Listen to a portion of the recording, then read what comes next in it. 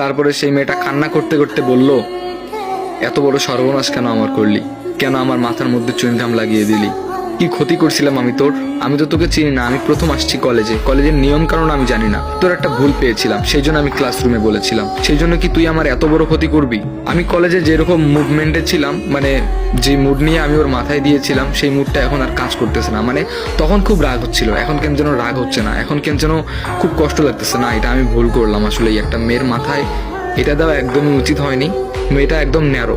যাই হোক, এরপরে ওর একটা বড় ভাই ছিল ওখানে, সে বলল যে তুমি যে ভুল করছো এই ভুলের সাজা তোমাকেই পেতে হবে। আমি বললাম মানে? তখন বলল যে এখানে সাইন করো। আমি বললাম কিসের সাইন এখানে? তখন বলল যে তুমি আজ থেকে এর হাজবেন্ড। আমি বললাম কি বলেন এগুলো? আমি না হয় একটা ভুল করছি, এর জন্য যদি আমাকে কোনো শাস্তি দেন তাহলে আমি মাথা পেতে নিব, বা যদি আপনাদের কোনো টাকা দরকার হয় তাহলে আমি টাকাও দিব, কিন্তু সেই জন্য একবারে সারা জীবনের জন্য হাজব্যান্ড ওয়াইফ এটা সম্ভব না। তখন তারা বলল যে না না, এটা তোমাকে করতেই হবে, তুমি যদি একে বিয়ে না করো তাহলে কেউ একে বিয়ে করতে চাইবে না, কারণ তুমি এর অনেক বড় একটা সর্বনাশ করছো। তখন আমার দুই বন্ধু আমার কানে ফিসফিস করে বলল, তো শোন, তুই বল যে বিয়েটা 2 দিন পরে করবো, আমাদেরকে আজকে যেতে দে। তারপর আমি বললাম যে ঠিক আছে, আমি বিয়ে করব, তবে আমাদেরকে এখন এখান থেকে যেতে দিতে হবে, বাসায় যাব, বাসায় বাবা মাকে বলবো, তারপরে বিয়ে। তখন বললো যে না, আমরা অত বোকা না যে তোমাকে এখনই ছেড়ে দিব, তোমাকে একটা কাজ করতে হবে। আমি বললাম কি কাজ? তখন বললো তুমি যতক্ষণ না এখানে সাইন করতেছো, যতক্ষণ না তুমি বলতেছো যে তুমি ওর হাজবেন্ড, যতক্ষণ না তুমি কবুল বলতেছো, ততক্ষণ তোমাদের কাউকে এখান থেকে যেতে দিব না। আমি অবাক হয়ে গেলাম, কি মুসিবতের মধ্যে পড়লাম। তারপর বললাম যে 20টা মিনিট টাইম দেন, ভাবার সুযোগ করে দেন। তারপরে বসে রইলাম ওখানে, বসে বসে ভাবতেছি কি করব। তারপরে ভাবলাম যে না, যেভাবে হোক না কেন এখান থেকে বেরিয়ে যাওয়া লাগবে, বাসায় গিয়ে অন্য একটা কাহিনী করবো। তারপরে বললাম যে ঠিক আছে, আমি রাজি। তারপরে দেখলাম হুজুরও নিয়ে আসছে, তারা কাজে নিয়ে আসছে। এরপরে ভিডিও অন করলো। আমি বললাম ভিডিও অন করলেন কারো? তখন বললো যে এটা হলো আরো বড় প্রমাণ, তোমার সাথে এনআইডি কার্ডের ছবি আছে না? আমি বললাম যে হ্যাঁ, মোবাইলের মধ্যে আছে। তারপরে আমার সমস্ত ইনফরমেশন নিল, নেওয়ার পরে ওখানে আমাদের বিয়েটা করলো, একটা ভিডিও ফুটেজও রেখে দিল তাদের কাছে। যাই হোক, তারপরে আমরা বললাম যে ঠিক আছে, এবার আমাদেরকে যেতে দেন প্লিজ। তখন বললো যে তুমি কোথায় যাচ্ছ? একে নিয়ে যেতে হবে। আমি বললাম একে নিয়ে যাব মানে? ভাই, এর কি বাসা টাসা নাই? আর আমি তো হুট করে বিয়েটা করলাম, এখন বাসায় তো ম্যানেজ করতে হবে, একে আমি হুট করে কোথায় নিয়ে যাব?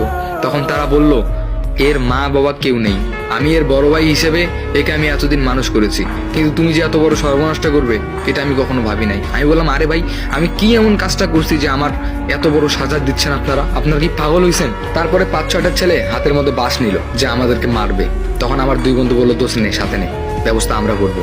আমি বললাম ঠিক আছে। তারপরে বললাম যে চলো আমার সাথে। এরপরে মেয়েটা কোনো কথা না বলে আমার পিছন পিছন হাঁটা শুরু করলো। তারপরে বাইকে চড়ে ওরাও চলে গেল। তখন আমরা আমাদের আস্তানায় চলে আসলাম। আসার পরে আমার বাকি বন্ধুরাও অবাক হয়ে গেল, কিরে তুই একে কোথায় পেলি? আমি বললাম যে জানি না, আল্লাহ যে ভাগ্যের মধ্যে কি লিখছে, এই জঙ্গলের মধ্যেই এসে হাজির।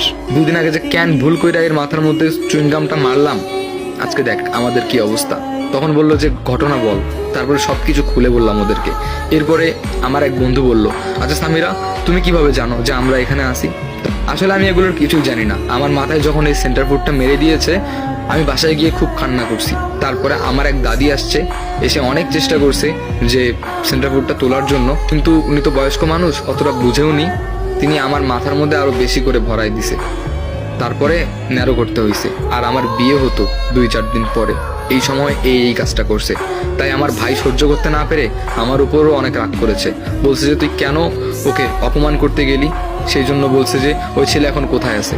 আমি বললাম যে আমি তো জানি না ওরা এখন কোথায়, তবে ওর কয়েকটা ফ্রেন্ডকে বললে হয়তো জানতে পারবে। তারপরে তোমাদের ফ্রেন্ডদের কাছে জিজ্ঞেস করে এই জঙ্গলের মধ্যে আমাকে নিয়ে আসছে।